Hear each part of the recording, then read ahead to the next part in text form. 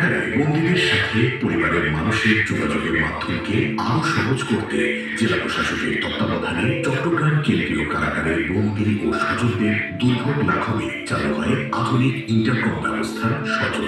জেলা প্রশাসক বলেন, বিচারের মাধ্যমে শাস্তি দেবে, কিন্তু বন্দীদের পরিবারকে যোগাযোগ থেকে বঞ্চিত রাখা যাবে না।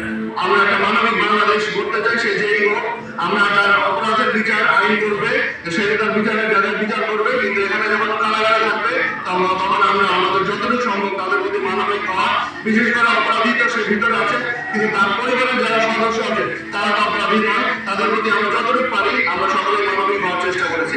শুধু কারাবন্দী নয়, সাধারণ মানুষের সমস্যা সমাধানে জেলা প্রশাসক সপ্তাহে প্রতি বুধবার মানুষের সমস্যা নিজে শুনে সমাধান দিয়ে থাকে।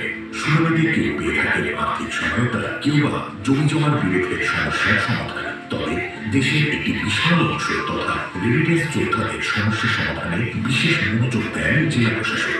প্রবাসীদের সমস্যা সমাধানে দেশে প্রথমবারের মতো প্রবাসীদের জন্য অনলাইন গণশুনানি চালু করা ছিল ডিসি জাতিদের ব্যতিক্রমী উদ্যোগ, যা সর্বমহলের ব্যাপক প্রশংসা কুড়িয়েছে।